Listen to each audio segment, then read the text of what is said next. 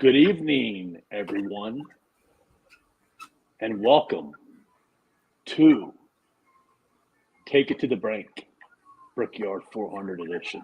My name is Coop, and I'm going to be your host tonight. And the reason I'm your host is because I'm not putting anything on this race. Why is that? I'll be out in the ocean, and I can't, do any hedging off of the bets. So I don't think it would be a smart idea for me to place any bets. So therefore, No. the guy over there to my left, aka Keg, is going to be in the hot seat tonight. And I'm going to be throwing questions at him. The hot And seat. We're going to get his opinion. Yeah. We don't know anything about that's going to happen in this race. The guy literally doesn't want to answer questions tonight. He's told me that like 3 times already. So another little interesting tidbit I found out a little while ago was that our man Keg thought when you flew in the airplane that Wi-Fi was free and you didn't have to pay for it. Yeah, I did. I'm sorry. Okay. I wasn't aware that Wi-Fi cost extra. Yeah. It's not like you go to your local Starbucks and, or your local hotel or wherever, they all say free Wi-Fi or whatever. Nope. You're paying for it when you get 30,000 feet in the air. So how you been doing, buddy? I'm doing well, buddy. Yesterday we hit the first round leader. We picked up about 8.5 units tonight in the truck race. So would have you been able to pick Daniel Brown out from a lineup? No. You ever heard of Daniel Brown before? Never in my life. I was sitting in the doctor's office, okay? And I was like, okay, he's 3 under through 7. At the time, he was 35-1 to be the first round leader and 11-1 to hit the top 5. And I said, I'm not betting it. Then a little bit later in the round, he was 10-1. I said, you know what? This guy's got a shot. I'm pulling the trigger. I pulled the trigger and I got assy. And we got the. Not only did we get it, Coop, we got it on the 18th hole. But you know what? Today I did my job. We picked up. I'm up 14 units going into the weekend. Normally I'm getting crushed going into the weekend. So yeah, good, man. 38 unit month for your boy. I'm back, baby. Congratulations. Thank you, my guy. Very good. Could you do me a favor? Like, could you like put your hat on like a normal American? No. This is how I wear my hats, Coop. I don't know what to tell you, buddy. This is how I do it. Okay. Would you like me to like Yankee hat on for you? I don't think you wore your hats like that before you broke your glasses. I don't know. I think that all came from when you broke your glasses, didn't it? Listen, I'll put the Yankee hat on for you, right, my guy? I'll put the Yankee. Yeah, we're back. We're back. Right. Very good. Very good. So let's talk a little bit about the Brickyard 400. Oh, let's talk about it. I haven't raced here in this new car. The prior races here recently have been on their road course over there. They're going back to the oval.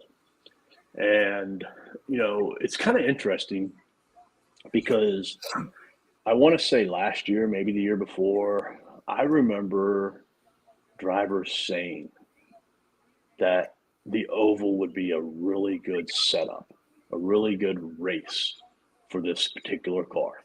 Really? And now, what are we hearing this week? Tell us what we're hearing. What are we hearing? I'll tell you what we're hearing, Cool. So last week at Pocono, after the restart, I don't believe that the leader got past one time in the race, right? And we made money last week. It was a good week, but I was listening to Denny Hamlin's podcast this week, as I do every week. And Denny Hamlin said, even if I had the best car in the race, on the final restart, if the 20th place car gets out in front of me, I will probably have one lap to pass him. He said that for one lap, Indy is a two groove racetrack. But he said after that first lap, it turns into a one groove racetrack because the way that the asphalt diamond cut cuts the tires, it throws the pebbles into the next groove. And he said after that one lap on the restart, once that there is that debris on the track, he said it's impossible to pass. So that makes me feel like it's going to be what happened last week. Basically, whoever gets out on the final restart wins the race, which makes it impossible to bet. Are we talking about being able to pass the leader, or are we talking like the 6th place car passing the 5th place car? I'm talking about Pat. He was talking about passing the leader. Okay. So did he talk about like the rest? Like, can you drive from 20th to 10th? He didn't talk about the rest. He didn't. Okay. And if it like at Pocono, there was only a couple. Wouldn't you say that there were only a few cars? Chase Elliott was one of them, where he was able to drive through the field and get back up to the front. But did you see any big movers last week at Pocono? No, right? I don't recall off the top of my head. No. And like track comp. I mean, there is no track comp, right? I guess and the streets at Michigan. In the prior car, the word was always, if you're not good at Pocono, you're not going to be good at Indy. If you're good at Pocono, you're going to be good at Indy. So they're very similar to each other, minus the turns. And then, obviously Pocono is a lot wider than what Indy is. Indy is a short, not short, but the width of it, is not very wide whatsoever. So, I'm going to go along the guys who were good last week are going to be good this week. The only thing is, go ahead, finish your thought. Only thing is, you could be a really good race car, but this is a race that's probably going to come down to strategy. Did he talk about tire wear at all? Can you take 2 tires? No. Can you take no tires? So Adam sent me a message that said, Denny did say on his podcast that you can pass, but you can't pass the leader because the dirty air takes the grip off the guy behind the leader. You can pass in the field because it's dirty air versus dirty air. But when you're trying to pass the clean air, it's almost impossible. That's what Adam said. Right. So, my biggest concern, betting this race is the strategy piece, because if somebody makes that right strategy call and gets out front, I'm with you. Can they win? So minus the big teams, do you think a Josh Berry or a Chase Briscoe, if they're out front, wins?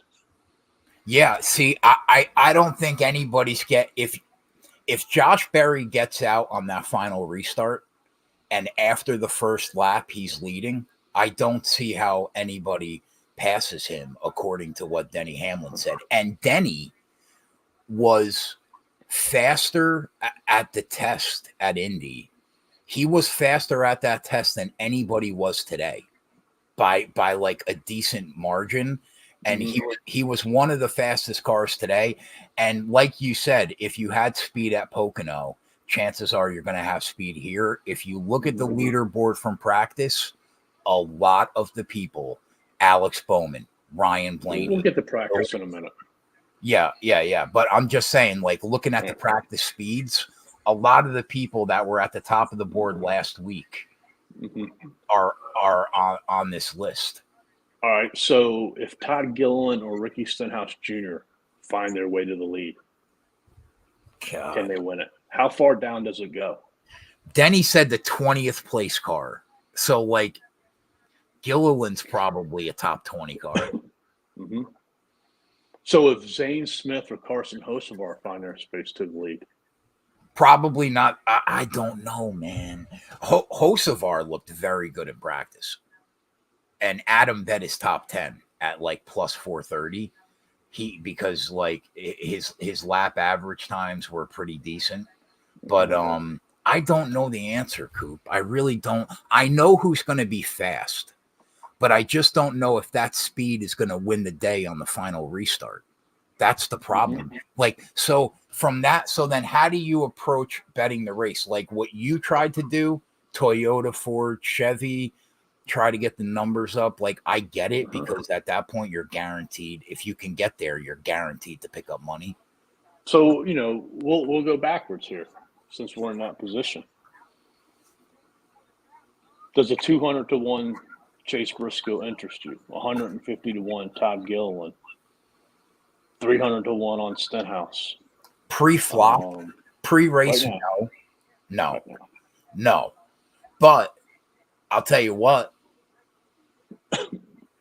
chances are they're going to be very long odds during this race, because they're going to be probably mid-pack to the back of the field. They are. And like you said, it's one strategy play away. Right, but you can't bet that number at that strategy, because it's going to get locked out, because it'll happen because of a caution. Like, they're not going to drive up to that field. For them in order to them to play the strategy, it's going to be due to a caution. But let me ask you this. Can you whittle it down in your brain as to like who you think would come and why, based on like where they are in the playoffs, or in the I mean, like all the people we just talked about, they want to win.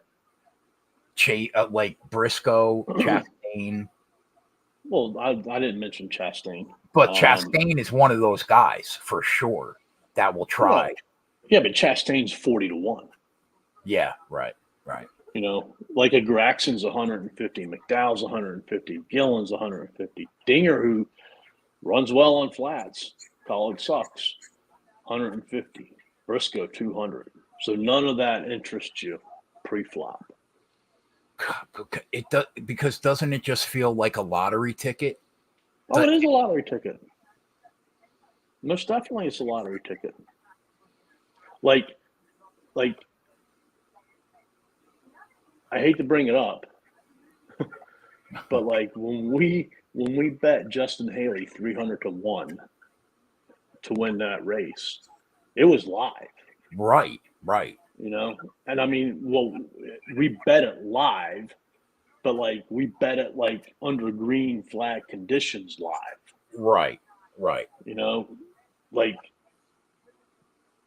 it's really hard to do that in this race, because they're not going to drive up there to put themselves in a position. Like I said, it's going to happen because of a caution.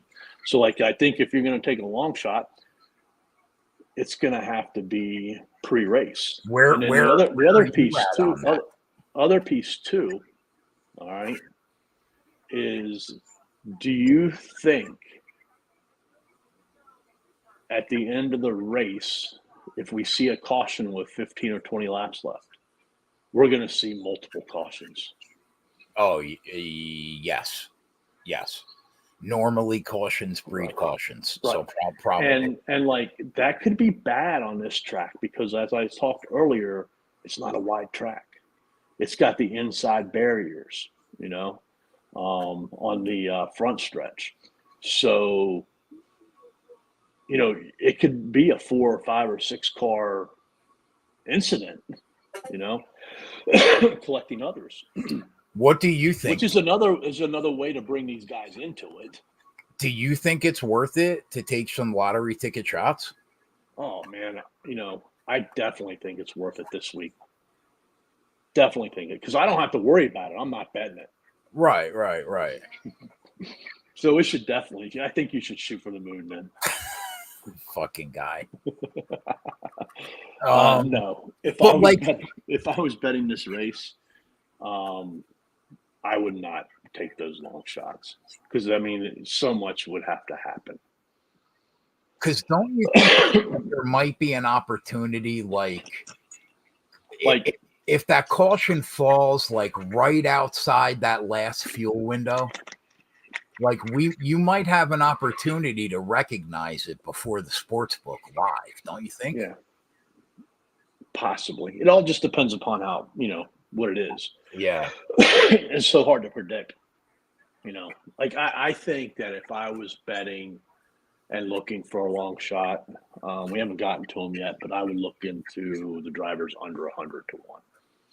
After Pocono, what you saw at Pocono and what you heard from Denny, isn't it very hard to bet guys before this race? Like I bet Kyle Larson, only Kyle Larson, because that's why I wanted to go with Chevy, Ford, and Toyota. I mean, right. So, right. All right. So what we do you talked a little bit about. Go ahead. Wait. What? Because you're not going to be here. What do you think? What do you think the in-game strategy is? Wait till stage 3, like last week. Oh man, that's tough, man. Because like you're just going to be stuck betting 3-1s and 4-1s. Right. Right. But you'll have a better chance to pick up 3 or 4 units that shoot in the moon. Mm-hmm. Yeah. I mean, the thing is, the first 2.5 stages could be completely clean. And like 1 or 2 cars, you could just be absolutely dominating the race.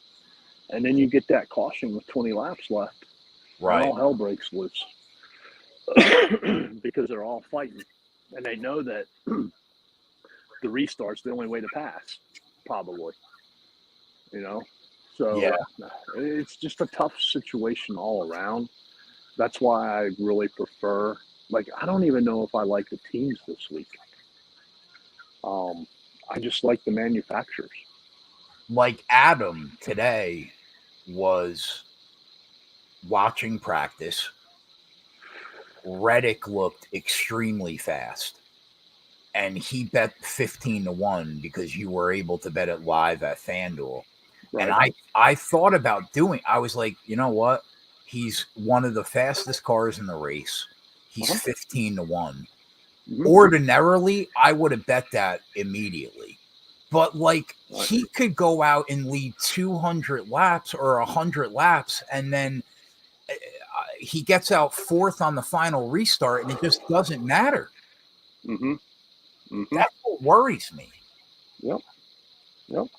I think I'm just going to bet it live.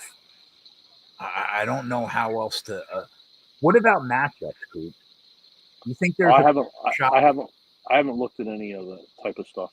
But like in theory, do you think that there's a better shot trying to pick one guy off in this race than trying to go for the win?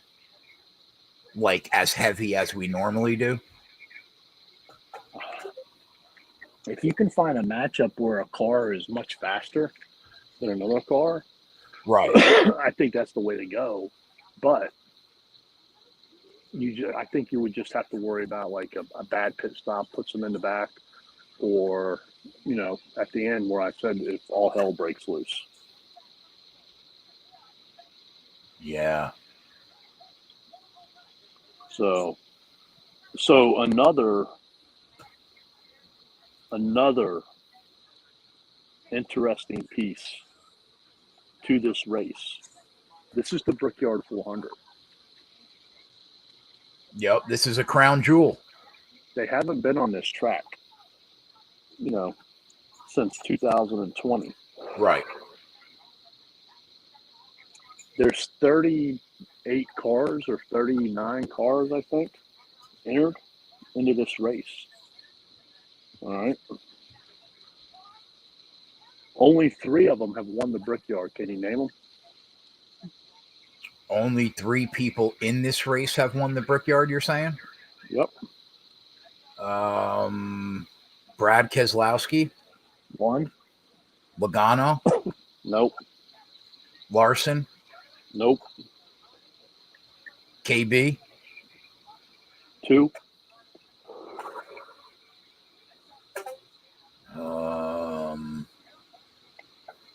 The third one's kind of easy but hard.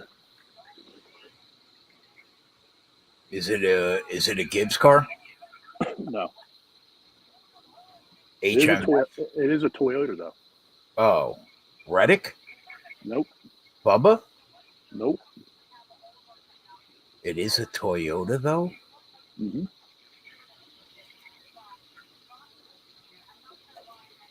And it's not a Gibbs car? Oh, Jimmy Johnson. Correct. That's why I said it's kind of easy but obvious. Yeah. Jimmy, I forgot he was even in the race. Hard. Excuse me. So another piece, like they all want to win it. So if we get those cautions at the end, that's going to lead even more to chaos. Because it's a crown jewel. Yeah. Yeah. Do you think that we will see any Ford with legit speed besides Ryan Blaney like last week? Well, let's come back to that later. Okay. Let's talk about practice. What did you see in practice today? I mean, not a whole lot. They didn't run many consecutive laps at all. Like half the field maybe ran a 10-lap average. It looked like one group was faster than the other. But they had a 15-minute practice, right? Yeah, they did. Yeah, but nobody. So they spent a lot of time on pit road making adjustments. Then. Right. It was all basically everybody had a 5-lap average. Half the field had a 10-lap average, and that was it. But I mean, they picked up about 5 miles an hour from the beginning of practice to the end of practice. And Reddick had like 2 miles an hour on the field. Right. Reddick and Denny. So you really you didn't gain much out of practice? No. Okay. All right. So that's practice. Real quick, we're going to go back to the prior Brickyard 400 winners. Okay. So race started in 94. 2020 was the last edition. When you look at the list of winners, there's only one. All right. And I'm pretty sure that one was in a really good car. But there's no Todd Gillilands, no AJ Allmendingers, no Chase Briscoes, no, Michael McDowell type winners. All Hall of Fame guys? Harvick, Keselowski, Kane, Busch, Gordon, Johnson, Jamie McMurray, Tony Stewart, Harvick, Gordon, Bill Elliott, Dale Jarrett, Ricky Rudd. So all NASCAR champions and Jamie McMurray. Well, Paul Menard was the one, but I'm pretty sure he was in a really good car that year. But yeah, the cream of the crop wins this. Well, I mean, the cream of the crop is only a few guys in NASCAR. Right. So let's start with that cream. Denny. I'll go off 365. You have Denny at 4.5 and Larson at 4, or Denny at 4 and Larson at 4.5. Based on the test and based on practice, I would say unequivocally Denny Hamlin deserves to be your odds-on favorite. 100%. He tested the tires here. This is a new tire, correct? Yes. Okay. He was very fast, and he was very fast fast in practice. I think that he should be your odds-on favorite. I mean, 4-1. It's 2024. What are you going to do? Right. I think Larson should probably be like 556. But 556. Yeah, I Not think 550, but 556. No, 550 or 600. Okay. Yeah. I think he should be your second choice. He was he had top 5 speed. I mean, is Reddick your third choice? Yeah, he's the third choice here. 7-1. So Meyer got a good number. Yeah, Meyer got a good number. He was just about as fast as Denny, if not faster in practice. He was fast last week, but it was once again like just hanging out in the top 4. Right. Yeah. Right. Okay. Yeah. But would you say those are the clear dominant 3 favorites? I would. Yeah. I would. Okay. Do you think Denny Hamlin can pass Kyle Larson? God. For the lead? No. I don't think any elite guy after the first or second lap, based on what Hamlin said, is going to be able to pass the leader. Okay. So now we get to the next group, which, is Fords. Blaney at 7.5, Keselowski at 8. How do they look today? So I think that if you look at the speed, overall speed, Ryan Blaney was the fastest Ford on the track. But if you look at like the 5 and the 10 lap average, Keselowski and Buescher were the 2 fastest Fords on the track. Okay. But it's a very small sample. Very small sample. Now, would you lean personally more on what you saw last week and edge Ryan Blaney over Keselowski and Buescher? Because like you said, last week Keselowski and Buescher finished well, but it's not like they got there based on the performance, right? Like, I think, we talked about Blaney, not from the very beginning of the race, but, from the front portion of the race. And we identified him as somebody who was fast and, could possibly win that race. Keselowski and Buescher both led laps. But I don't ever think, with Keselowski, we were thinking that he was a stout car. Right. All right. Buescher, we ended up betting, but I think a lot of that had to do with the time of the race. And the 20-1. Right. With that said, I think if you go back and look at the average green run flag of that race, speed-wise, Keselowski surprised me.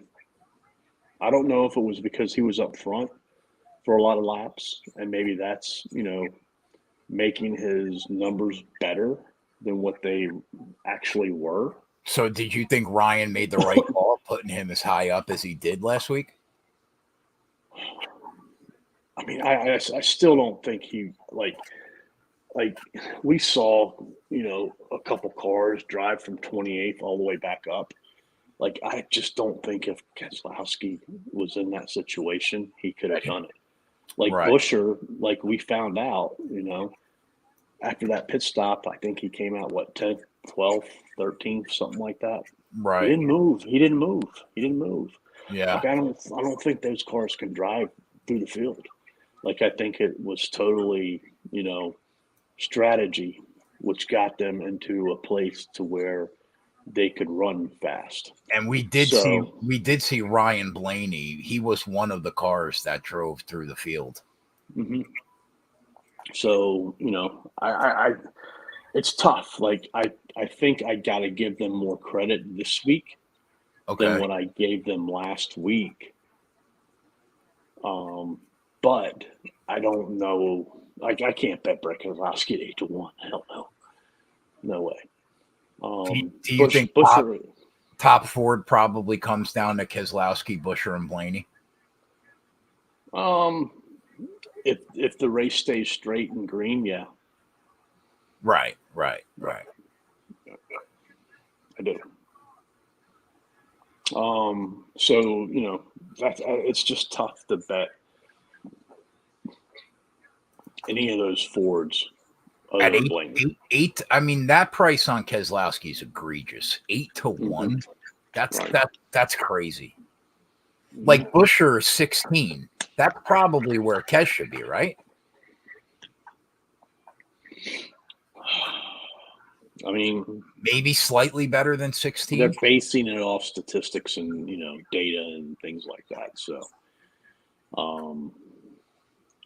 I don't know if he should be that far down, but I don't know if the next group of Elliott, Truex, Bell, and Byron, he should be like in the middle of them, maybe.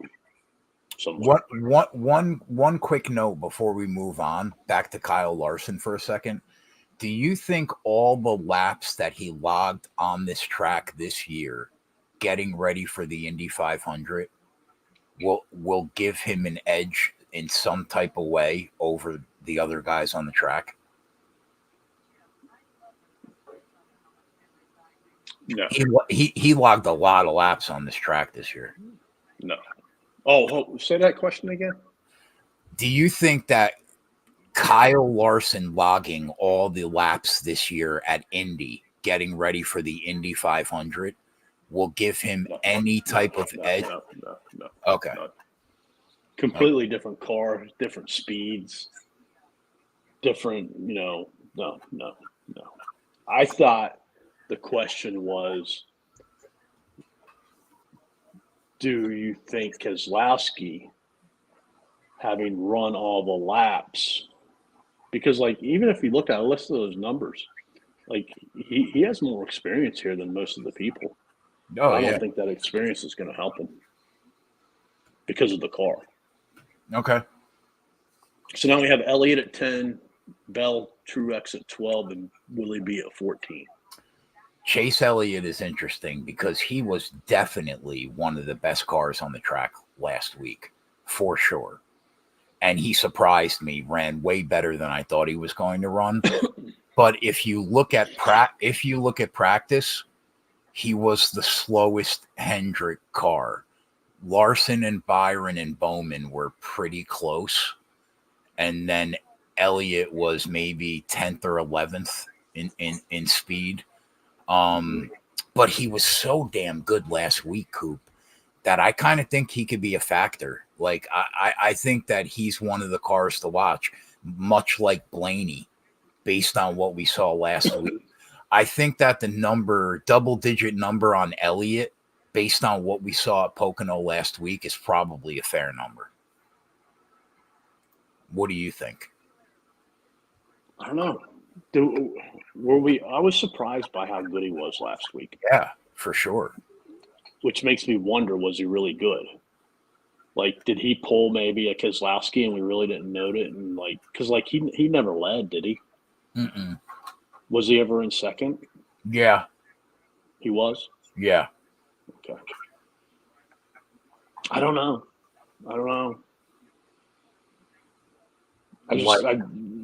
My biggest thing is I do think he is the worst of the 400 cars in the mile and a half intermediate package. This year, I totally agree. I don't know what to make of last week, but right. I'm with you. And if you look at practice, he was the slowest of the four.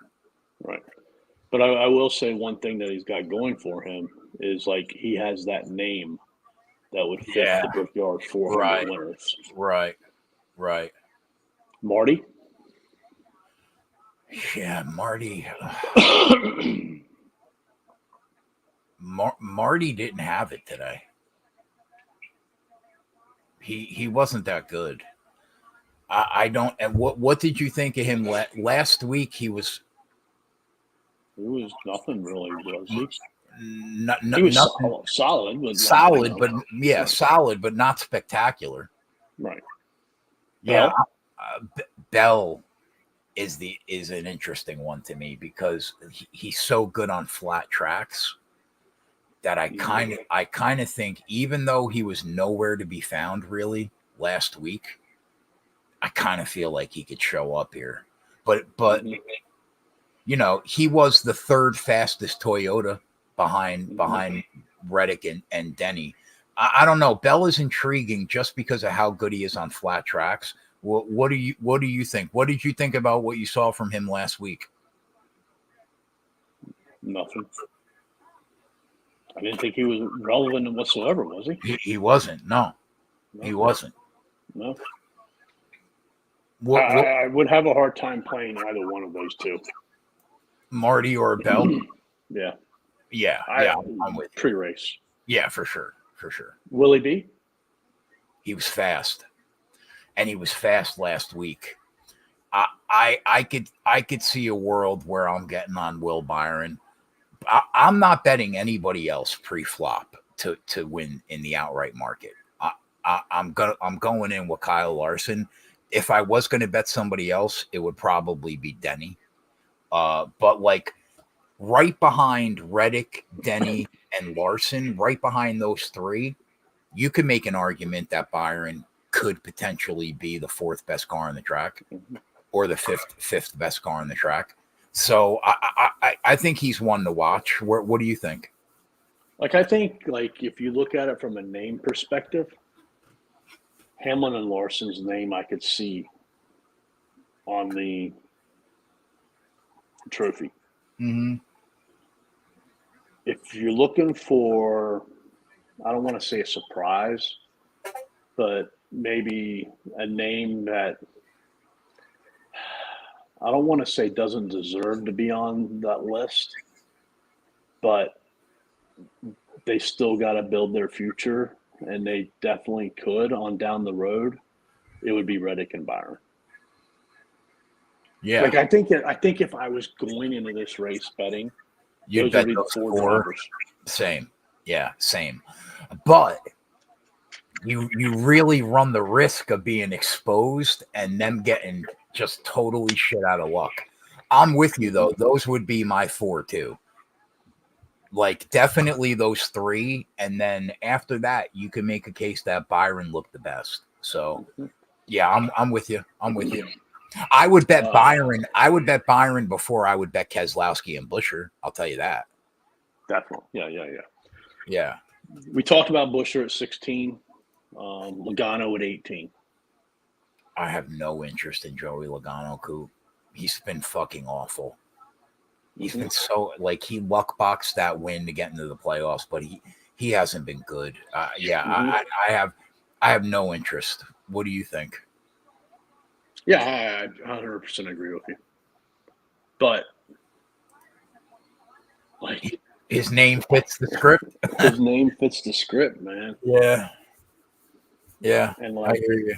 I know it's not a new race, but it hasn't been there for 2 years, and he likes to win. He shows up to that. But yeah, I can't do it. Gibbs 22, Bowman at 25. Yeah, I think that number on Ty Gibbs says it all. He did. Normally, we're looking at him when he's fast, anywhere between 10 to 14 to 1. Right now, he's 22 to 1. He was slower than Marty in practice. Okay. I think that it's a tough ask for him this week. He would be a pass for me this week, even though he looked very good at times at Pocono.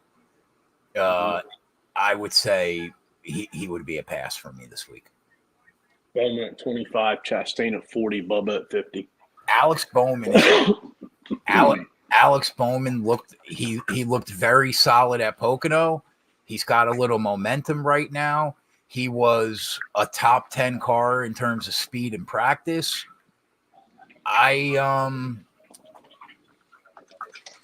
Listen, do I think he's going to go out there and pass the leader? No. But do I think he could be in one of those spots like Will Byron where he picks up the pieces because he's running around in fourth? Yes.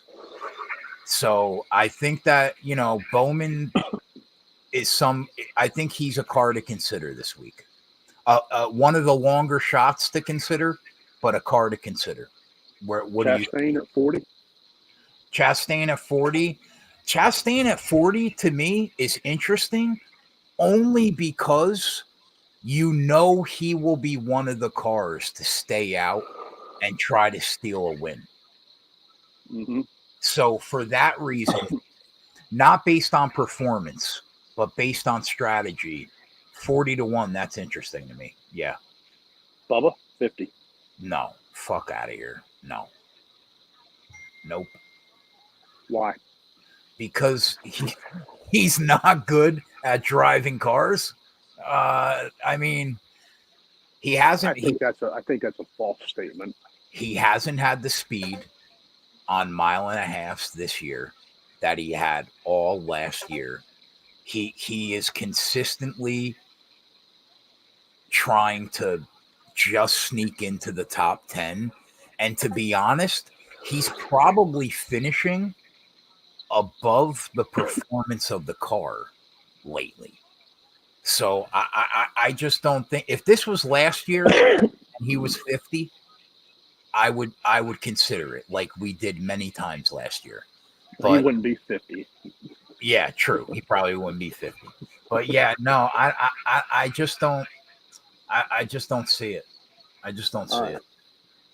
Bush at 60, Hocevar 60, Barry at 80, Jones at 80, Suarez at 90.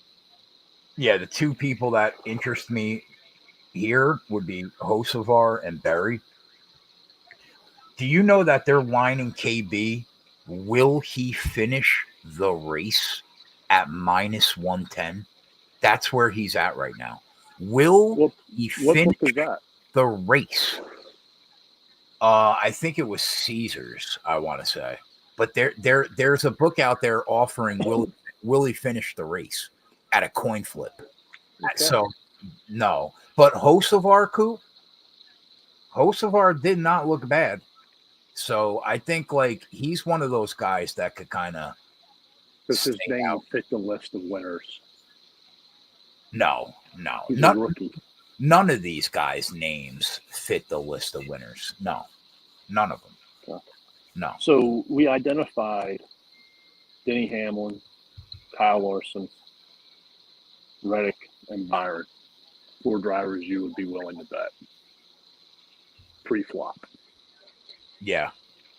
If you had to go in on 2 more, who would they be? If I had to go in on 2 more, probably Elliott and Byron. No, Byron was one of the 4. Oh, right. Do we have to take the number into consideration? I just said the next 2 drivers you would bet.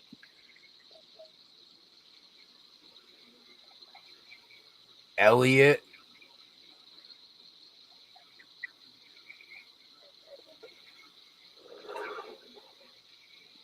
and Keselowski, probably. Wow. Listen, bro, the name has to fit the script. Adam Meyer has a statistic he would like you to know. All right, we'll get there in a minute. Wait a minute. He said the 24 car has. Yeah, he's won in every last 4 years. 1994, 2004, 2014. Yeah. Woo! Yeah. But there's one big difference. What's that? It's not Jeff Gordon? Correct. So you said you would bet Elliott and Keselowski as your 5th and 6th. Yeah, but if I was basing it off the numbers, it would be Elliott and Bowman. But Keselowski, who has no. I said who would be your 5th and 6th bets? It don't matter. Whatever it is, it is. I mean, if I was basing it off the number, it would be Elliott and Bowman. Okay.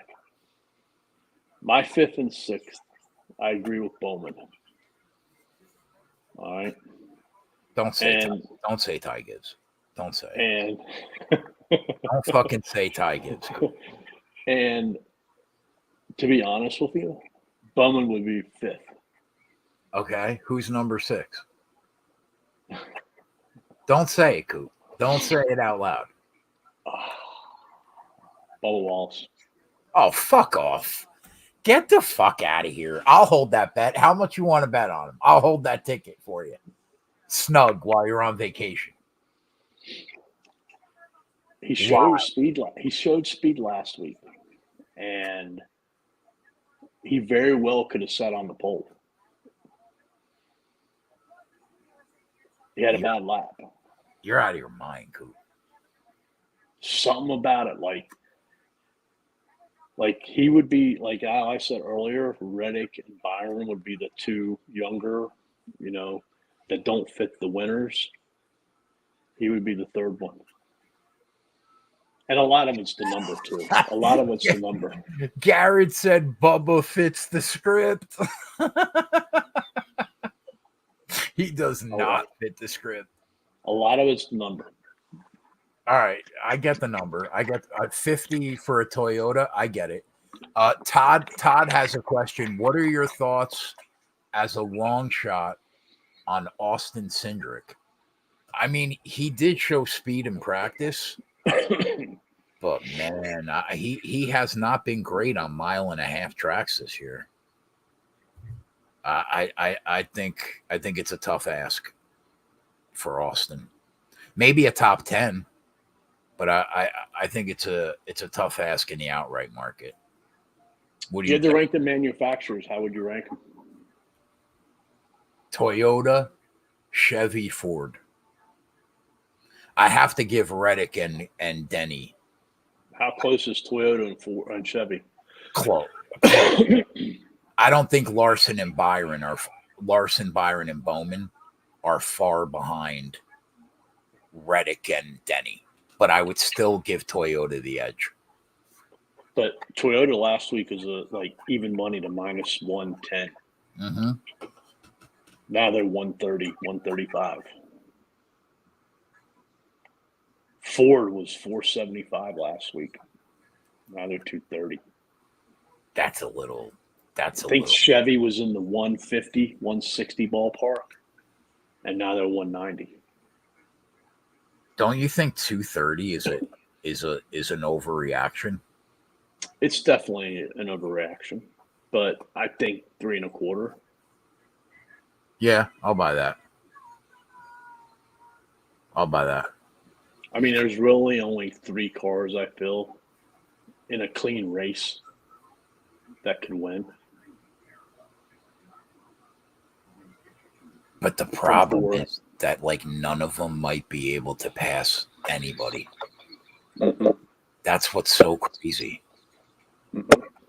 So to sum it up for outrights, you're probably going to be on Denny, Larson, Byron, and Reddick by 5 p.m. tomorrow. So I bet Kyle Larson. Right. Yeah. If I was going to bet one more guy pre-flop, it would be. Well, you're going to bet a third and a fourth too. Coop, I don't feel comfortable going minus 500 that you go into this race with those 4 drivers. I mean, I am up 14 units this week. There is a little cushion this week. Yeah, I would say that Larson, Denny, Reddick, and Byron would be the 4 to me. And then if I was picking 2 more guys, it would be Bowman and Elliott. And if Coop was picking 2 more guys, it would be Bowman and Bubba.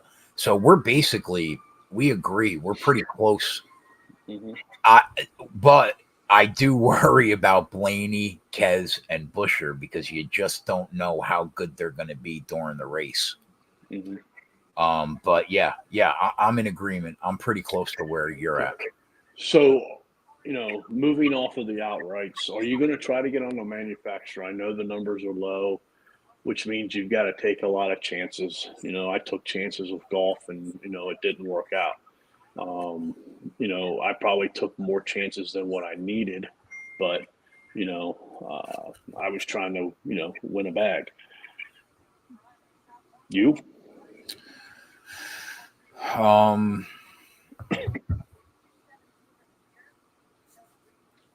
I don't know yet because I have to dig into the MMA props, but it's not looking good because I don't like this card at all. This is probably the least I've liked the card all year long. So I don't think it's there. I don't think it's there this week. It could be like adding one leg to get somebody from like 5-1 to 850. No, we're talking about winning manufacturer. We're past the outright. Oh yeah. No, because like at plus 130, I'm gonna have to bet four legs probably to get it to 10-1, and then I'm gonna have to bet it 3 times. Like, it just doesn't feel like it's that. Like Adam, what he did, I probably should have done that. But I didn't have that kind of confidence in a first round leader bet of a guy I didn't even know existed until fucking yesterday. So I just couldn't do that. But yeah, probably not. It's not there. Is this a week? Several months ago, you made a comment, I'm going to get more involved in the top threes. I don't think you've been a top 3 since then. Is this the week? You're such a dick. but I think it's a true statement, isn't it? It is. When it's not there, it's not there. Right. I don't disagree with you. It's tough to bet the top 3s. The numbers aren't, great on the guys up top. What are we going to do? Bet Denny at plus 125, Larson at plus 135, and Reddick at 220? All right. Okay. Any top 5s interest you?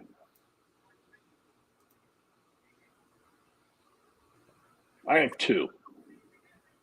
Any top 5s? Hold on. Let me end the show and we'll go over to Patreon. Oh, we're going over to Patreon. Yeah, we're going to go over to Patreon and then we'll talk about the markets. And Adam Meyer said send them a link. He'll be home in 5 minutes.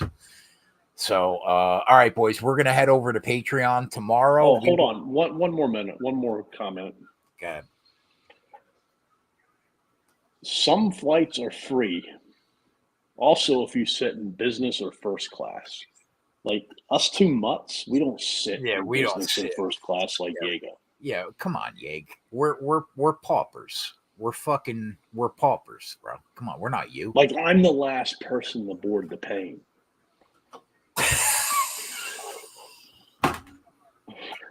Are you literally at the end of the plane?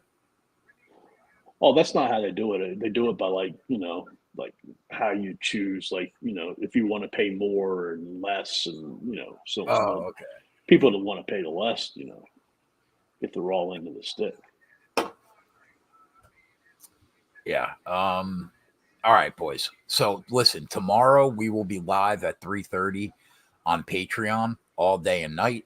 Sunday we will be live and free on the YouTube channel at I think 3:30. And that's it. We're going to go live now, break down the markets on Patreon. We'll see you guys tomorrow at 3:30. Coop, enjoy your vacation, my dear friend. You guys won't see Coop for a week, but he'll be back at the end of July. 3 weeks. 3 weeks? What do you mean, bro? There ain't no racing during the Olympics. Yeah, we got a lot of NFL prep, though, to do on that break. Right, we do. Plus, we started a company. So, I mean, we got that going, too. Right. All right, we're out of here. We will see you guys tomorrow, and we'll see Patreon members in 5 minutes. Later.